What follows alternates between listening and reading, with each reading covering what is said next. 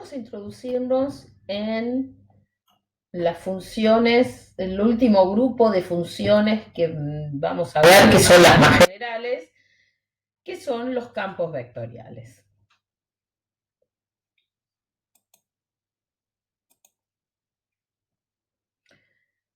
¿Qué es un campo vectorial? Es una función que tiene como dominio un subconjunto de un espacio de vectores y como codominio otro espacio de vectores, ¿sí? En nuestro curso nosotros vamos a trabajar con espacios de vectores que sean R2 o R3. En realidad los campos vectoriales se definen de Rn en Rm, pero a nosotros nos interesan R2 y R3. Tomemos un ejemplo, consideremos F, un campo vectorial que va de R2 en R3. ¿Sí? Acá tenemos un ejemplo, f de xy es x más el logaritmo de 1 más y cuadrado por y más y menos x por el seno de x por ik. En este caso, f es un campo vectorial con dominio en R2, con el dominio en R2, perdón, porque x e y pueden tomar cualquier valor. El único que podría tener algún inconveniente es el logaritmo y su argumento tiene que ser positivo y 1 más y cuadrado siempre lo es. Y sus imágenes van a estar en R3 porque van a tener 3 componentes. También puede ser que un campo vectorial sea de R3 en R2, por ejemplo, f de x y z es x por y más z para la componente y menos y por z para la componente j. En este caso el dominio es R3 y el codominio es R2. De la misma manera que para las funciones vectoriales, los campos escalares, las funciones escalares, el dominio no necesariamente va a ser todo R2. O sea, lo que sabemos que el dominio va a estar contenido respectivamente en R2 o en R3. O sea, en general, un campo vectorial, por ejemplo, de R2 en R3, tiene la forma f de xy igual a f1 de xy y más f2 de xy j más f3 de xy k, o esto escrito con la notación vectorial y con la notación cartesiana, f de xy es la tresupla compuesta por f1 de xy, f2 de xy, f3 de xy. Algo muy importante es que F1, F2 y F3 son campos escalares. En este caso, que van de R2 en R.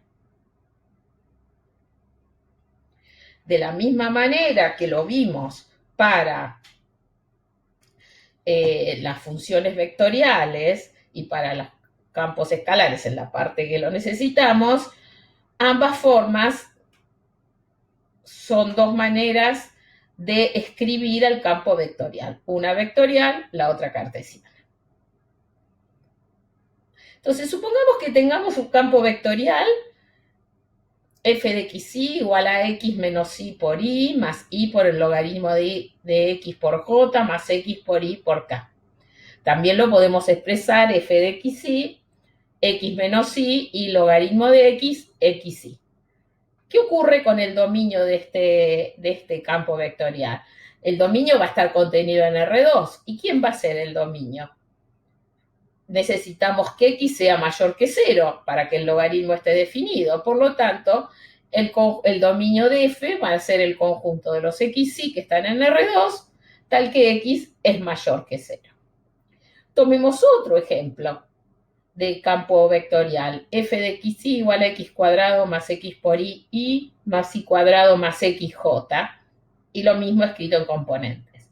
En este caso no tengo restricciones sobre x e y, por lo tanto el dominio de f es R2. En este ejemplo, fíjense que el dominio y el codominio son el mismo espacio de vectores, R2. Entonces, sencillamente decimos que F es un campo vectorial de R2.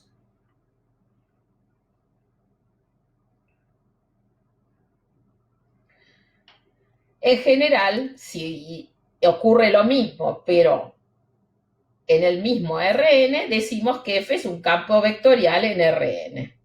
O sea que en este caso F transforma un vector de n coordenadas en otro vector de n coordenadas. Por ejemplo, un campo en R2, f de xy, x menos y por y más y logaritmo de x por j, con dominio los xy tales que x es mayor que 0. Un campo de R3, f de xy igual a x cuadrado por y más z a la cuarta, 5 menos xz, seno de 3x y z, también es un campo vectorial en R3. Lo primero que hacemos, exactamente igual que en el otro tipo de funciones, es ver cómo vamos a representar gráficamente los campos vectoriales. Lo que se puede realizar es una representación gráfica que permite visualizar el efecto de la función. O sea, si tengo un punto A que está en el dominio de F, representamos gráficamente al vector imagen f de A como un vector de origen A y se lo llama vector asociado al punto A partir del campo F. Entonces, para representarlo, se considera f de A como si fuera un vector con origen A. Por ejemplo, supongamos que tenemos F un campo en R2 y a A de componentes 1, 3 le asigno a f de A de componentes 2 menos 4. Desde A igual a 1, 3 nos desplazamos 2 unidades a la derecha y 4 unidades hacia abajo. Y el vector que tiene extremo en ese punto y origen en A será el vector asociado a partir de F.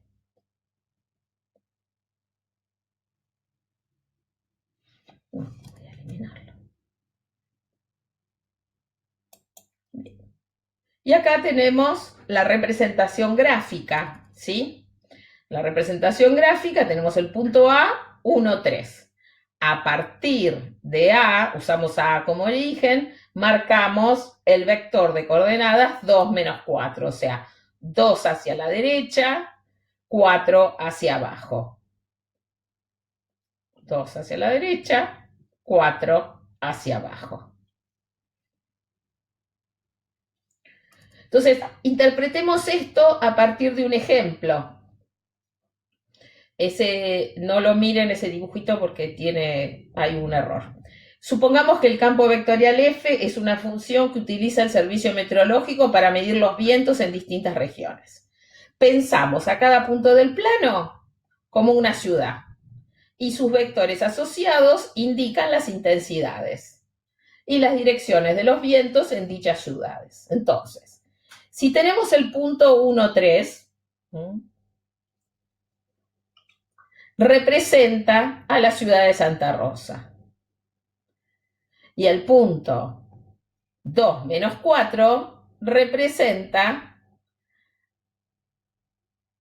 2 menos 4 representa las intensidades del viento. O sea, estamos diciendo que el viento en Santa Rosa tiene dirección sud-este.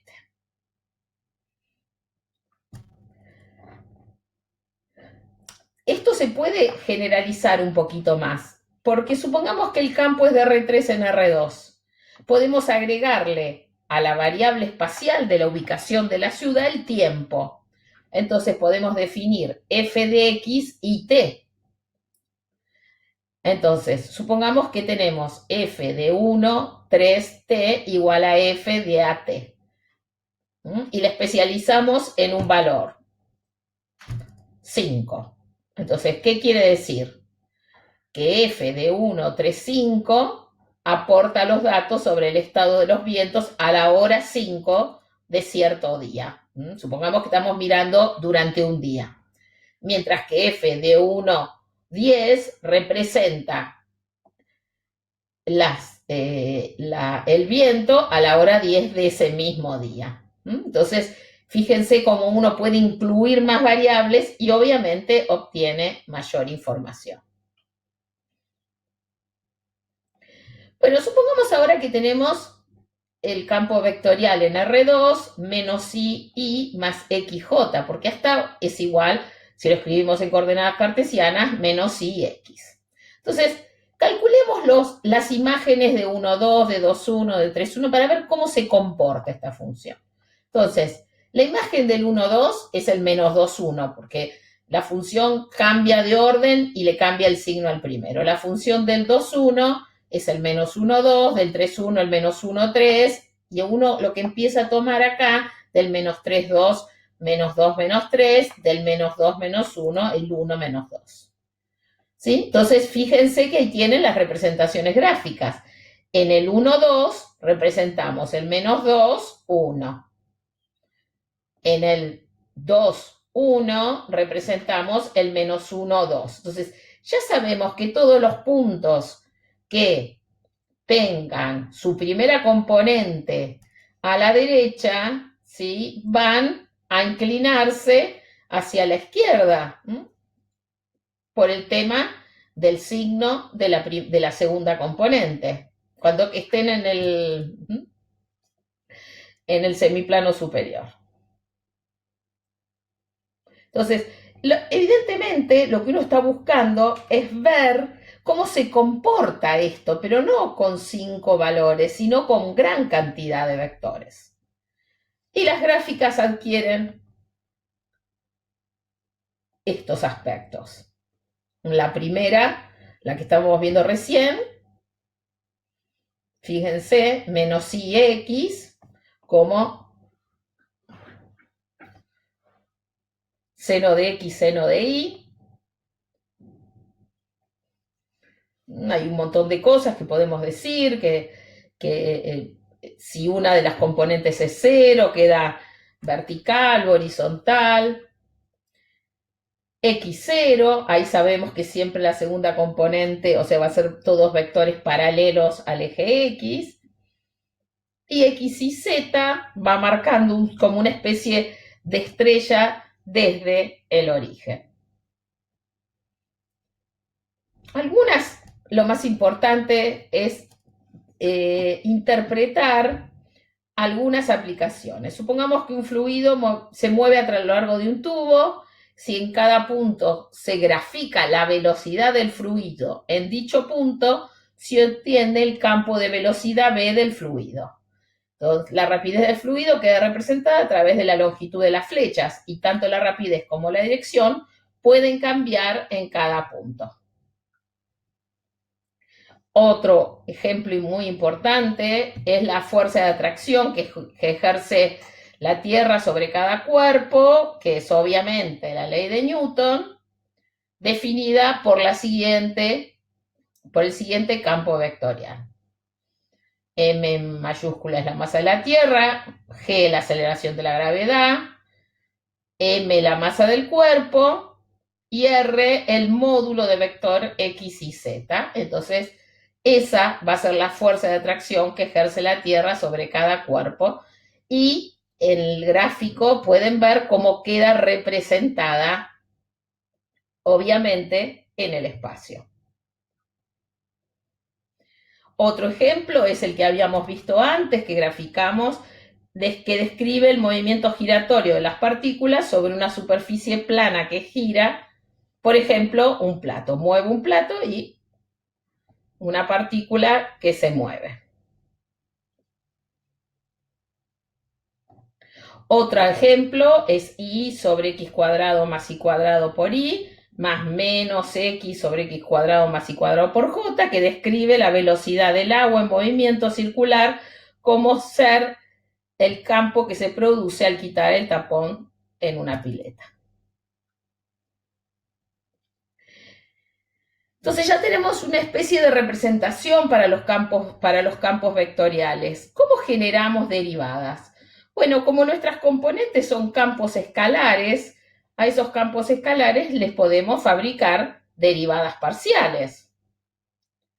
Entonces, las derivadas parciales de un campo vectorial serán los vectores formados por las derivadas parciales de sus componentes. O sea, la derivada parcial respecto de x, supongamos que estemos en un campo en R2, se da la derivada de F1 respecto de x por y más la derivada de F2 respecto de x. Y la derivada respecto de y será la derivada de F1 respecto de y por y más la derivada de F2 respecto de y por j. Y en forma análoga lo hacemos para R3, nada más que vamos a tener 3 derivadas parciales. Entonces, supongamos que tenemos un campo vectorial en R3 definido por f de x y z, x al cubo y quinta más z a la cuarta por y menos el logaritmo de x por z, j más x menos y por z por el seno de 3z por k.